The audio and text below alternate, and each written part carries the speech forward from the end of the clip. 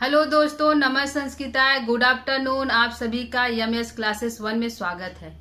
दोस्तों, आज हम लेकर उपस्थित हुए हैं अभिज्ञान शाकुंतलम, जो कालिदास की रचना है, जो एक नाटक है। इसकी विधा क्या है दोस्तों? तो नाटक है, यह 7 अंकों की है। जो नाटक है यह 7 अंकों का है। इसका जो चतुर्थ अंक है, जो विधा अंक है, यह सबसे इम्पोर्टेंट अंक होता है।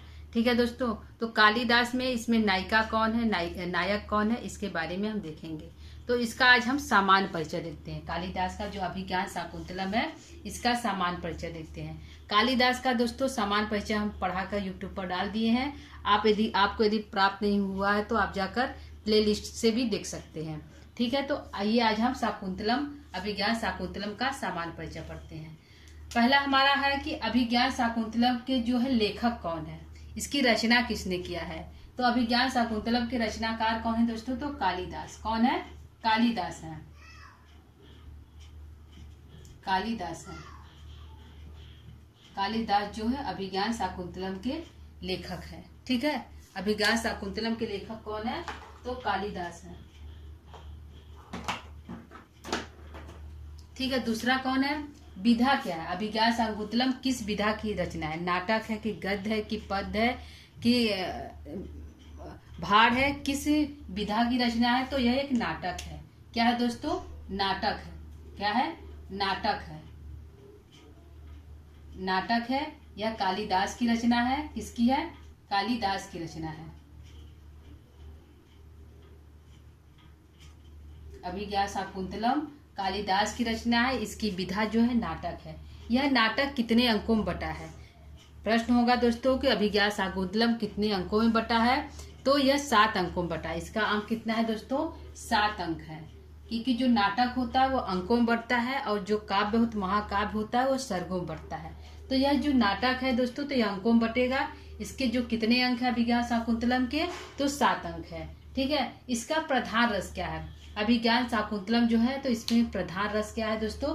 तो श्रृंगार रस है। क्या है? श्रृंगार रस है। श्रृंगार रस है। लेकिन जो है आपका चतुर्थ अंक इसका जो होता है, चतुर्थ अंक में जो है करुण रस का प्रयोग किया गया है। ठीक है, प्रधान रस हमारा श्रृंगार रस है, लेकिन जो चतुर्थ अंक है उसमें जो है करुण रस का प्रयोग किया गया है। ठीक है, कथानक क्या है? जो अभिज्ञान शाकुंतलम है उसका कथानक क्या है? तो उसका कथानक दोस्तों, कथानक है कि इसमें जो है दुष्यंत और शकुंतला का मिलन होता है। पहले मिलन होता है, फिर दोनों अलग होते हैं, वीरावस्था आती है, फिर पुनः मिलन होता है। तो कथानक यह है कि शकुंतला और दुष्यंत का मिलन होता है। शकुंतला और दुष्यंत का मिलन है, फिर वियोग है। पहले मिलन है, फिर वियोग है, या विरह है और फिर मिलन है, फिर मिलन है। ठीक है, तो शकुंतला और दुष्यंत का मिलन है, फिर विरह है और फिर पुनर्मिलन है। क्या दोस्तों? पुनर्मिलन है। इसमें 3 कथा लेकर चलता है कि दोनों शकुंतला और दुष्यंत दोनों प्रेम करते हैं, दोनों का मिलन होता है, लेकिन कुछ दिन बाद दोनों का विरह हो जाता है, दोनों अलग अलग हो जाते हैं। फिर जो 7वें अंक में है, फिर से शकुंतला और दुष्यंत का पुनर्मिलन होता है, जो है मारीच के आश्रम हेम केतु पर्वत पर। ठीक है, आइए देखते हैं कि इसकी रीति क्या है। जो अभिज्ञान शाकुंतलम नाटक है उसकी रीति क्या है दोस्तों? तो इसकी रीति है वैदर्भी रीति। क्या है? वैदर्भी रीति है। कालिदास दोस्तों वैदर्भी रीति के लिए प्रसिद्ध है। तो अभिज्ञान जो शाकुंतलम है उसमें भी रीति वैदर्भी रीति ही है। अगला है अलंकार क्या है? अभिज्ञान शाकुंतलम में अलंकार क्या है? तो उपमा अलंकार है। क्या है? उपमा अलंकार है। उपमा अलंकार है। ठीक है, अभिज्ञान शाकुंतलम के नायक कौन है दोस्तों? तो नायक दुष्यंत है और नायिका शाकुंतला है। तो नायक कौन है? दुष्यंत है। पूछेगा कि अभिज्ञान शाकुंतलम का नायक कौन है? दुष्यंत है। दुष्यंत है। ठीक है, और नायिका कौन है? तो शकुंतला है। कौन है? शकुंतला है। शकुंतला नायिका है और नायक जो हमारे हैं दुष्यंत है। नायक की कोटि क्या है? नायक किस कोटि का नायक है? जो दुष्यंत नायक है वह किस कोटि का नायक है दोस्तों? तो दुष्यंत नायक जो है धीरोदात्त कोटि का नायक है। किसका है? धीरोदात्त कोटि का नायक है। धीरोदात्त कोटि का नायक है कौन? दुष्यंत। और नायिका किस कोटि की है? तो नायिका हमारी मुग्धा कोटि की। किस कोटि की है? नायिका जो है मुग्धा कोटि की नायिका है। मुग्धा कोटि की जो हमारी नायिका। पूछेगा दोस्तों कि अभिज्ञान शाकुंतलम की जो नायिका है किस कोटि की नायिका है? तो मुग्धा कोटि की। पूछेगा कि अभिज्ञान शाकुंतलम की जो नायक है वह किस कोटि का नायक है? तो धीरोदात्त कोटि का नायक है। ठीक है। अगला प्रश्न अगला है कि विदूषक कौन है? अभिज्ञान शाकुंतलम का विदूषक कौन है दोस्तों? तो मांडव्य है। कौन है? मांडव्य जो है इसका विदूषक है। क्या है? मांडव्य जो है विदूषक है। मांडव्य जो है विदूषक हमारा है अभिज्ञान शाकुंतलम का। ठीक है। मांडव्य जो पात्र होता है यह हंसी मजाक करने का पात्र, हंसी मजाक करता है और जो है नायक का मित्र होता है। ठीक है। जो विदूषक होते हैं ये हंसी मजाक करने वाले पात्र होते हैं और नायक का मित्र होता है। ठीक है। आगे देखते हैं शकुंतला की सखियां का क्या नाम है? शकुंतला की 2 सखियां हैं, अनुसुईया और प्रियंवदा। तो उनका नाम क्या है? ठीक है। तो जो 2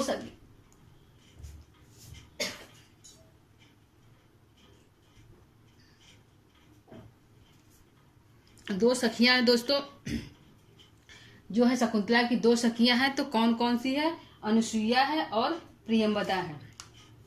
अनुसुईया है और प्रियंवदा है। पहली क्या है? अनुसुईया है।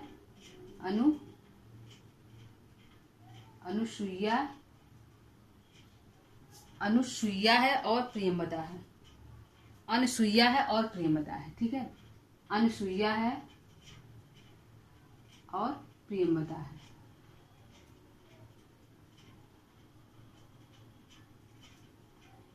प्रियंवदा है। ठीक है। अनुसुईया और प्रियंवदा इसकी 2 सखियां हैं। शकुंतला की माता क्या नाम है? तो मेनका है। पिता का नाम क्या है? तो जो है विश्वामित्र है। तो इनकी माता क्या नाम है? मेनका है। क्या है? मेनका जो है इनकी माता है। इनकी शकुंतला की माता का नाम मेनका है। और पिता का क्या नाम है? शकुंतला के पिता का क्या नाम है दोस्तों?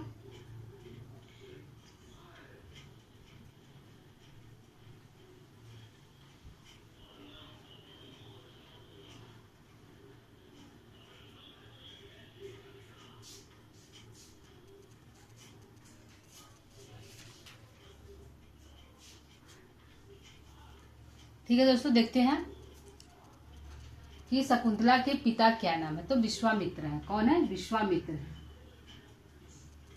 विश्वामित्र है इनके पिता। और माता कौन है? तो मेनका है। माता मेनका है और पिता जो है विश्वामित्र है। शकुंतला के पालिक पिता कौन है? तो काश्यप है। कौन है? काश्यप या कर्व है। क्या है? काश्यप या कर्व है। इनको कर्व भी कहा जाता है। तो इनका 2 नाम है, एक नाम काश्यप है और एक नाम कर्व है। तो यदि ऑप्शन में आया कि शकुंतला के जो पालित पिता है उनका क्या नाम है, यदि कर्व आया तो भी सही है, काश्यप आया तो भी सही है। ठीक है। काश्यप भी है और कर्व भी है। एक नाम हमारा यहाँ पे आता है कि जो काश्यप नाम है यह जो है शकुंतला के पालित पिता का नाम है। एक है जो मारीच ऋषि हैं जो हेमकूट पर्वत पर रहते हैं, उनका भी नाम है। तो उनका नाम क्या है दोस्तों? कश्यप है। कश्यप है। ठीक है। कश्यप उनका नाम है। जो मारीच ऋषि उनका नाम कश्यप है, लेकिन जो है शकुंतला के पालित पिता उनका नाम काश्यप है। तो दोनों में बस मात्रा का अंतर है दोस्तों। ठीक। कश्यप जो है मारीच ऋषि का नाम है और काश्यप जो है कर्ण ऋषि का नाम है। ठीक। अगला देखते हैं दुष्यंत कहाँ का राजा है। दुष्यंत जो है कहाँ का राजा है? तो हस्तिनापुर का राजा है। कहाँ का है दोस्तों? हस्तिनापुर का राजा। हस्तिनापुर का राजा है। कहाँ का राजा है? हस्तिनापुर का राजा दुष्यंत है। ठीक है दोस्तों, हस्तिनापुर का राजा कौन है, कहाँ है? तो दुष्यंत जो है हस्तिनापुर का राजा है।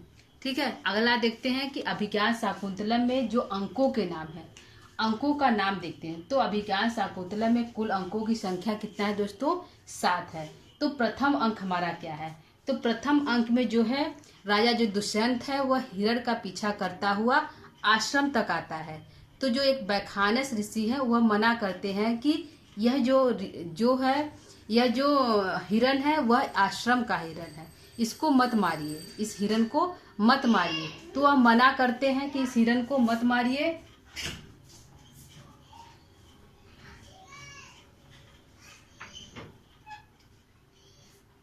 ठीक है दोस्तों, वह मना करते हैं कि इस हिरण को मत मारिए और कहते हैं कि राजा यदि आप इधर आ ही गए हैं तो आश्रम में चलिए, जल पान ग्रहण कीजिए। तो आश्रम जो पहला हमारा अंक हो गया, आश्रम निवेश हो गया, क्योंकि आश्रम में हम प्रवेश करते हैं। तो पहले अंक का नाम हमारा क्या हो गया दोस्तों? आश्रम में प्रवेश हो गया। क्या है? आश्रम प्रवेश हो गया। पहले अंक का क्या नाम है? आश्रम प्रवेश। आश्रम प्रवेश, पहले अंक का नाम है आश्रम प्रवेश, क्योंकि आश्रम में प्रवेश होते हैं। कौन ले जाता है? बैखानस ऋषि ले जाते हैं कि महाराज आप आश्रम में चलिए और जलपान ग्रहण कीजिए। ठीक है। और द्वितीय अंक का क्या नाम है?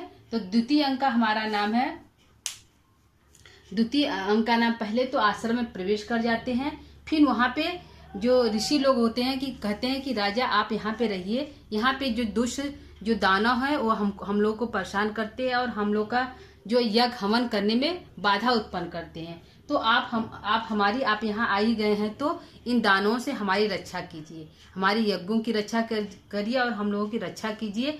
तो राजा जो है आश्रम में निवेश कर जाता है। पहले तो आश्रम में प्रवेश करता है, फिर उसके बाद जो ऋषि लोग के कहने पर वहां पे रहने लगता है, 1-2 दिन के लिए वहां पे रुक जाता है। तो दूसरे जो अंक का नाम होगा दोस्तों आश्रम निवेश, क्योंकि उसमें रहने लगे 1-2 दिन के लिए राजा रुक गए। तो जब रुक गए तो उसको कहते हैं आश्रम में निवेश।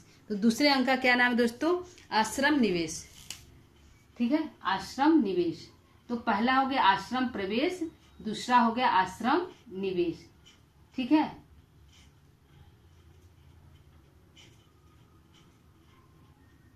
आश्रम निवेश,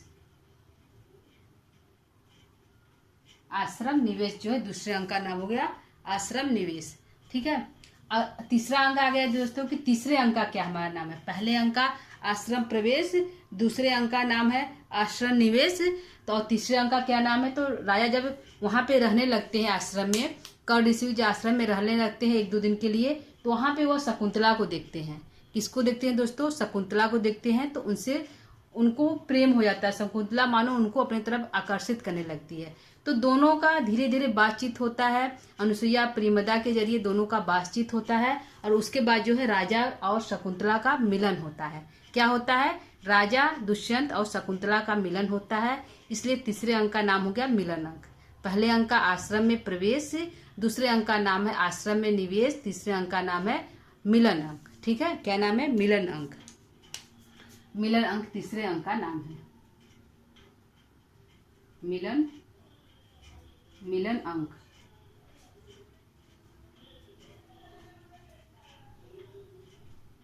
तीसरे अंक का क्या नाम है दोस्तों? मिलन अंक। आइए चौथा अंक देखते हैं। चौथा अंक हमारा क्या है? पहला आश्रम प्रवेश, दूसरा आश्रम निवेश, तीसरा मिलन।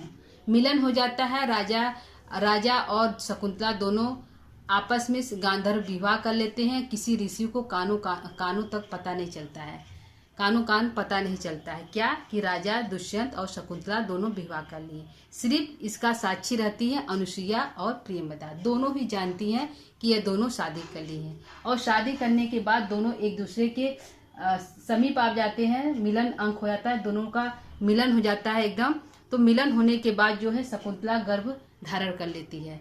शकुंतला गर्भ धारण कर लेती है और राजा जो है हस्तिनापुर वापस चले जाते हैं। वहां पर उनकी माता ने उनको बुलाया था, तो वहां पे राजा चले जाते हैं, कहते हैं कि हम जल्दी वापस आएंगे और तुमको ले जाएंगे। और जो शकुंतला कहती कब तक वापस आएंगे? तो कहते हैं राजा कि मेरे अंगूठी में जितने अक्षर है उतने दिन में हम वापस आ जाएंगे। लेकिन कई दिनों बीत गया, राजा नहीं आए। तो राजा वापस नहीं आए तो सभी चिंतित हो गए, क्योंकि जो शकुंतला है गर्भ धारण कर चुकी है, तो सभी चिंतित हो जाते हैं और कर्ण ऋषि को इस बात की भी पता नहीं रहती है। तब लेकिन कर्ण ऋषि जब यज्ञ करते हैं तो वहाँ पे आकाशवाणी होती है, छंदोमयी आकाशवाणी होती है, जिसमें शरीर नहीं होता, केवल वाणी के माध्यम, शब्दों के माध्यम से सुनाई देता है कि तुम्हारी जो पुत्री है वह शकुंतला से गर्भ धारण कर चुकी है, उसकी विदाई कर दीजिए। तो जो चतुर्थ अंक का नाम है विदा अंक। जब कर्ण ऋषि को पता चलता है कि यह गर्भ से है और राजा दुष्यंत से शादी कर चुकी है, तो चौथे अंक का नाम विदा अंक हो गया। राजा कर्ण जो है ऋषि कर्ण शकुंतला का विदाई कर देते हैं चौथे अंक का। तो चौथे अंक का नाम हो गया विदा अंक। क्या हो गया दोस्तों? विदा अंक हो गया। चौथे अंक का नाम है विदा अंक। चौथे अंक का क्या नाम है दोस्तों? विदा अंक। अब देखते हैं पांचवें अंक का क्या नाम है। पांचवें अंक में जब विदा होकर शकुंतला जाती है, हस्तिनापुर जाती है, तो राजा जो है, राजा दुष्यंत है, उनको नहीं पहचानते हैं। क्यों नहीं पहचानते राजा दुष्यंत शकुंतला को? क्योंकि रास्ते में जाते समय शकुंतला जो है गंगा नदी जो गंगा नदी उसमें जल पीती है और अर्घ्य देती है, जिससे कि उसकी जो अंगूठी होती है जल में गिर जाती है। तो कौन सा वह नदी था? सचित तीर्थ। उस गंगा नदी का नाम था सचित तीर्थ। तो सचित तीर्थ जो नदी है उसमें उसकी अंगूठी गिर जाती है, जिससे कि राजा पहचान नहीं पाते हैं। क्योंकि जो चतुर्थ अंक में है, चतुर्थ अंक में शुरुआत में ही जो है ऋषि दुर्वासा द्वारा शाप दे दिया जाता है, क्योंकि उनका अनादर करती है शकुंतला, उनके शब्दों को सुन नहीं पाती है, तो जिससे अनादर हो जाता है, जिससे कि दुर्वासा जो श्राप देकर चले जाते हैं कि तुम्हें जिसके याद में तुम बैठी हुई हो वह तुमको भूल जाएगा।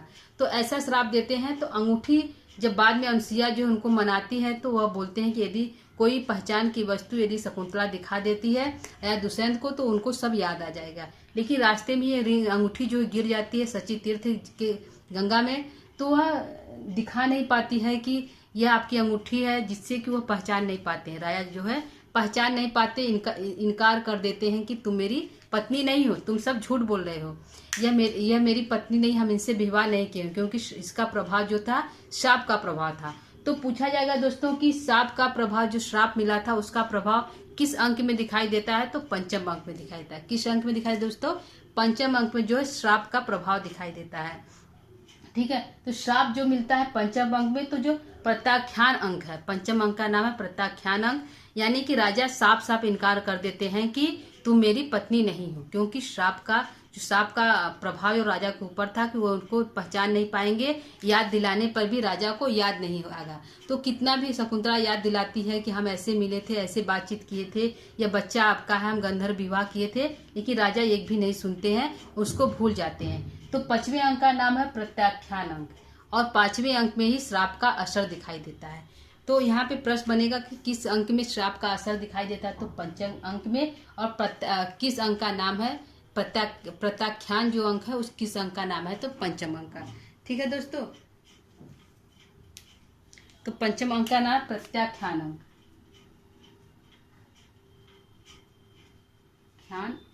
प्रत्याख्यान अंक।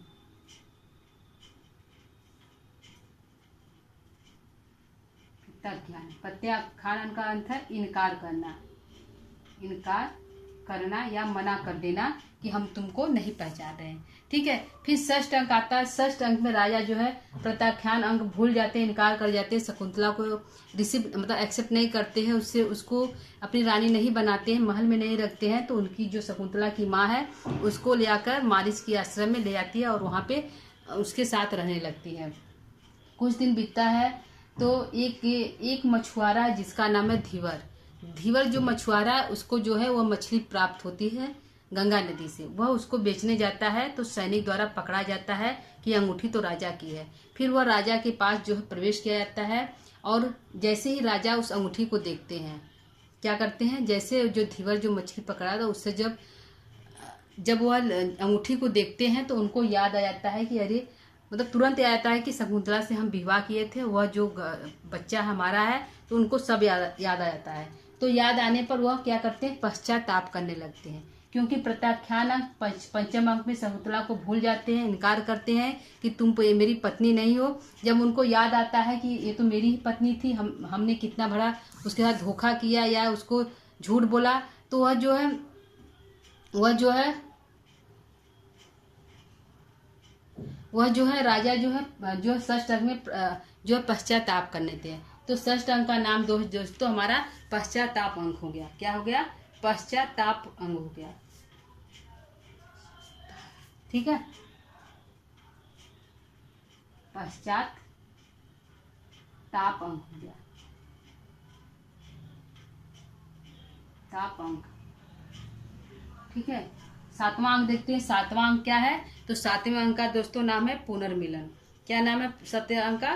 पुनर्मिलन अंक नाम है सातवें अंक का।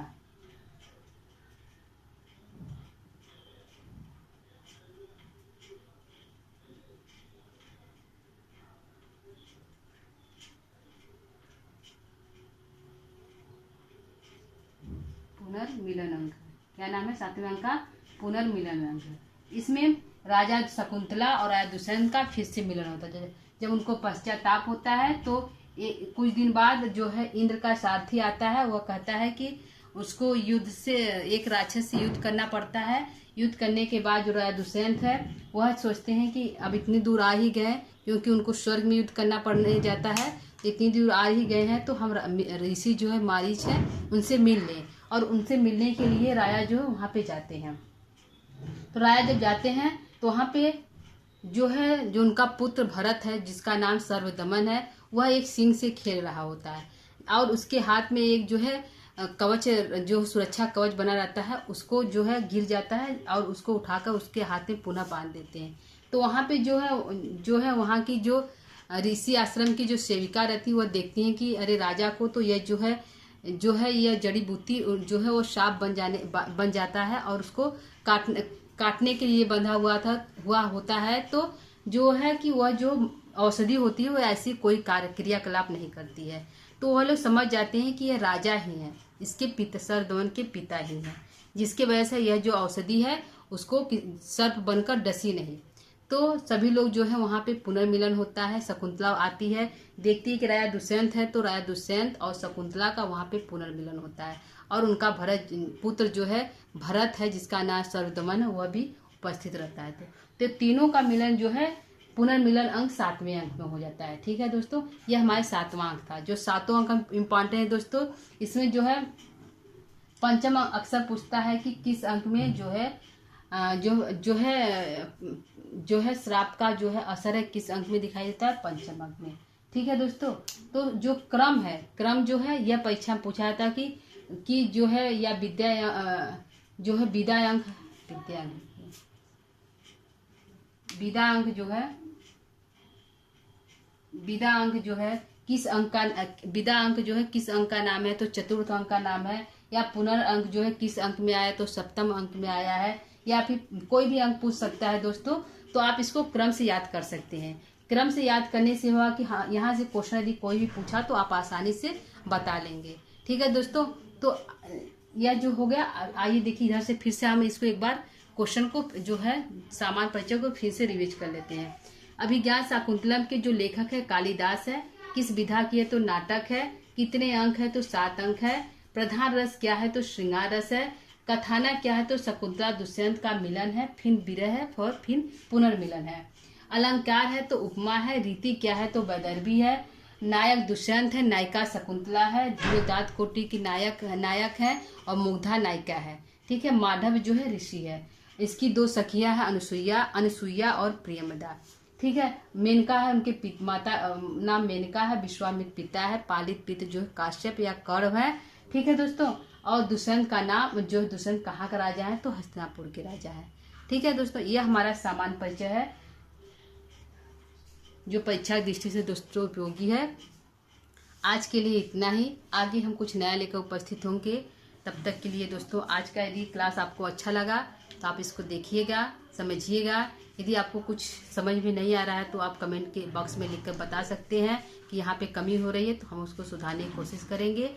और जो देखने की प्रॉब्लम है दोस्तों, तो हमारे पास सुविधा इतनी ही है। आप थोड़ा सा इसको बड़ा करके जूम करके देख सकते हैं। ठीक है दोस्तों, तो आज के लिए इतना ही। नमः संस्कृता।